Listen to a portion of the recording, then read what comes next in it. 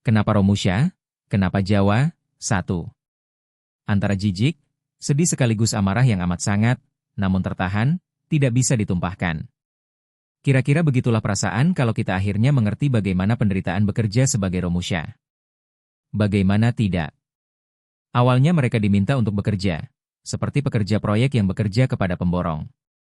Dikumpulkan dari kampung ke kampung dari tanah Jawa dengan koordinasi antara militer Jepang dengan para carik, serta kepala desa.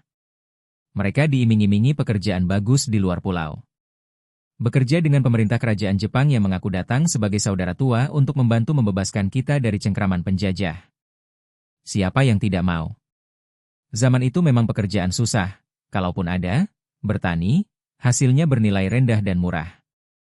Maka, iming-iming bekerja di proyek itu sungguh mujarab bagi para pemuda desa yang rata-rata tidak berpendidikan itu. Maka, di kampung-kampung dibuatlah atau ada semacam orang yang ditunjuk untuk melayani pendaftaran. Maka, setelah jumlahnya cukup untuk memenuhi rangkaian gerbong menuju Batavia, berangkatlah mereka meninggalkan kampung halaman menuju Tanah Harapan itu.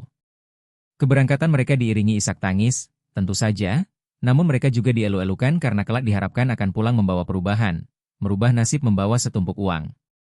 Namanya saja kerja proyek di tanah seberang. Tinggalan dari zaman itu yang masih bisa kita rasakan sampai sekarang adalah bahwa kita menggunakan struktur masyarakat mulai dari RT, kemudian RW, lalu desa, atau kelurahan.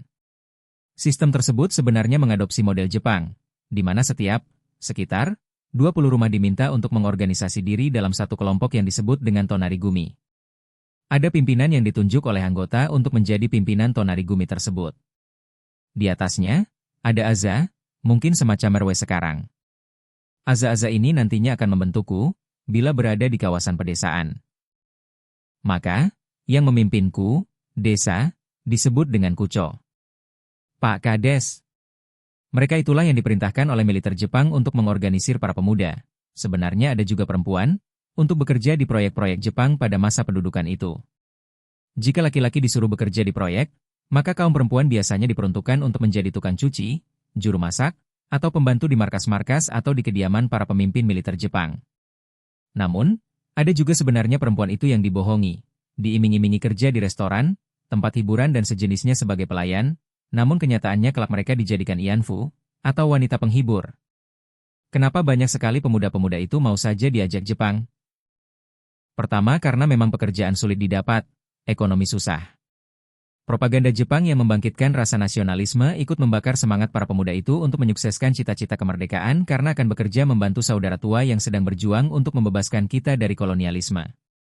Terakhir, sebenarnya mungkin Oktober 20 tahun kebelakang, sebelumnya Jepang telah mengirimkan mata-mata ke seantero negeri yang akan mereka serang. Mereka bekerja di berbagai sektor. Sebagai pedagang, berkebun, wartawan dan banyak jenis pekerjaan lainnya. Mereka inilah yang secara regular mengirim kabar ke tanah air mereka untuk mengirimkan berbagai macam informasi tentang tanah yang mereka mata-matai itu. Kesimpulannya adalah bahwa Jawa mempunyai penduduk yang sangat banyak, padat, miskin dan relatif tidak berpendidikan.